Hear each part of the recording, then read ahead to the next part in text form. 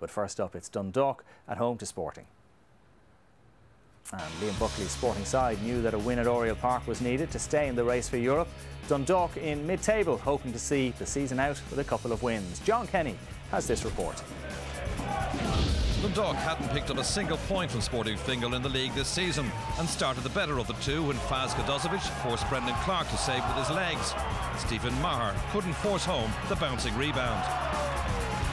Dundalk kept up that early pressure, looking for the 6th win in the last 8 games. Maher cleverly got past his marker before crossing to Matt Tipton. But Colin Hawkins did just enough to deny the Dundalk number 10. Sporting were pretty sluggish in the opening spell, and Brendan Clark then spilled a Ross Gaynor cross to the head of Kadozovic, but he couldn't get enough power on the header to beat Kenny Brown, who spared his goalkeeper's blushes. When Sporting finally got something going, it was from a set piece. Ronan Finn's shot saved by Peter Cherry. And from the resultant corner on 17 minutes, Glenn Crowe headed back across goal, and Sean Williams prodded home for his 5th league goal of the season. A chance to celebrate his nomination for the PFAI Young and Senior Player of the Year. The goal was somewhat against the run of play. Dundalk finished the half strongly. Dean Bennett did well on the tackle before trying to pick out Stephen Maher. But good defending by Ger O'Brien kept it 1-0 to Sporting at the break. Sporting have been lauded this season for their fine footballing style, and that was exemplified 10 minutes into the second half when they made it 2-0. Fine passing move. Gary O'Neill set up Ronan Finn. The 22-year-old scored his 8th league goal of the season. It wasn't a particularly dirty game at Oriel Park, but both sides ended the game with 10 men. Perhaps it was frustration that led to Ross Gaynor kicking out at Conan Byrne, and referee Derek Tomley decided it warranted a straight red card. On second viewing, perhaps a yellow may have been sufficient. 10 minutes later, Sporting themselves were reduced to 10 men when Ger O'Brien clashed with Stephen Maher. O'Brien initially made contact with his arm and in the follow-up upended Maher. Having sent Gaynor off, referee Tomley had no option really but to produce a second straight red card for the Sporting Fingal defender. On the resultant free kick from Matt Tipton, Clark was alert to the bouncing ball, pushing it away from the danger zone to keep it at 2-0. Sporting had one last chance to extend their lead, as Williams' header could have gone anywhere really.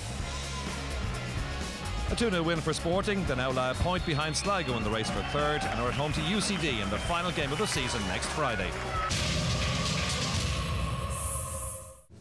Look, I didn't think either of them were sending off, I'll be honest. But unfortunately now for us, Jeremy missed next week, which is it's an important game for us next week. You know, the kind of he'll miss that for worse it was a yellow card. You know, the kind of way. But look at Salavi, that's it.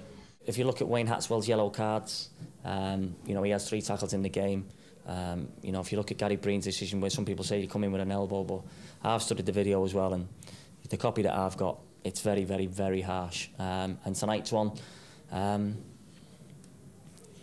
let you decide. It's 20 years since Pete Mahan and Pat Devlin came face to face in the FAI Cup final. On Friday, Pete St Pat's played host to Devo, still a seagull. Eamon Donoghue reports.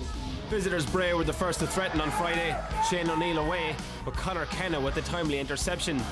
Kenna wore the captain's armband in the absence of Damien Lynch and Stuart Byrne. The resulting corner almost caused confusion, but the home side rode out the storm just about. And from there until the break, Pats dominated. Gareth O'Connor with an early tester for Matt Gregg.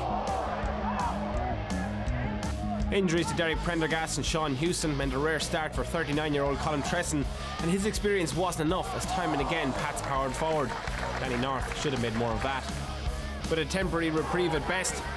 Ryan Guy combining with North, who opened the scoring.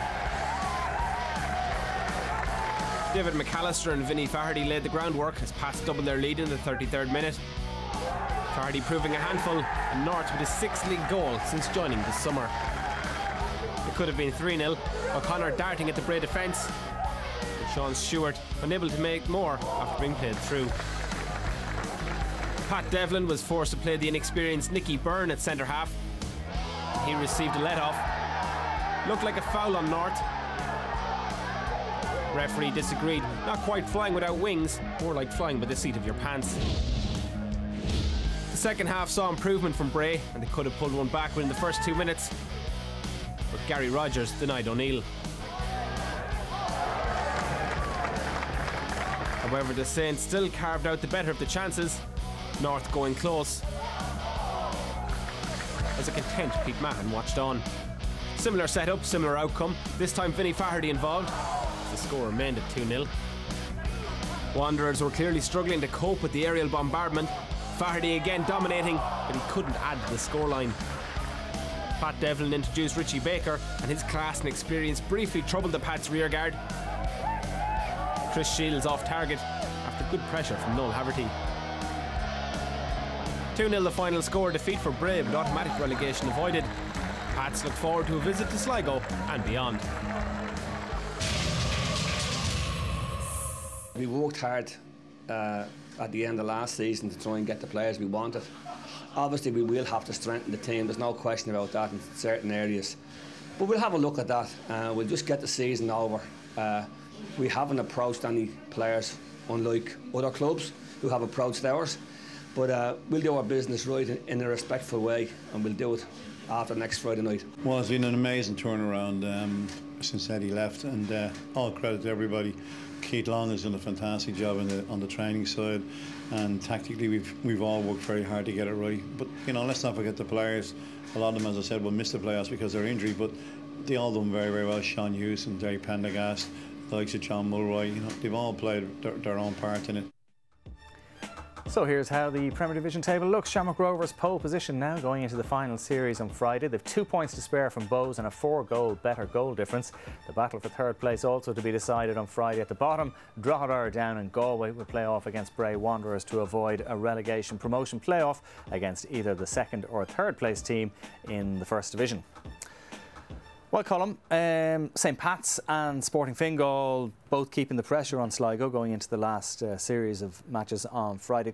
Ian Foster wanted you to make up your mind on those sending offs at Oriel Park, so we might have a look at them and see what you think. For once, I actually agree with him this time. They are both pretty harsh decisions. I mean, see the first one here, and like he misses the ball there, comes in, catches him. You know, I don't know how. It's a straight red card for that. I just cannot understand how he can give that decision. Maybe it's a booking. It's definitely a free kick. I think you can see he clips him there. But one of the problems with the referees is, and you said this is another one here now. Gerald O'Brien, you know, again it is definitely a free. You can see he makes contact. But I think the problem with the referees in the league is sometimes they're too quick to make a decision, and maybe if they take a few seconds and have a little think about it. The guy, he kicks him right across the knee. He does kick him, but football, that happens. I mean, it's kicking in football all the time. Maybe a booking. The referee played advantage on the first one, which was an absolute foul. And the advantage obviously went in the favour of Dundalk. I thought, you know, the first one I thought was a lazy token gesture of it wasn't even a tackle. And I agree with Ian Foster, absolute yellow card, nothing more. And the second one there, maybe because he had a nibble at him the first time, and then when he gets up, he just throws his leg at it. I don't see any malice in it. I think he possibly went for the ball. I think the referee was going to even it up. I think pretty much he has sent off a man for next to nothing. So no matter what, Gerald Brown is going to get sent off there.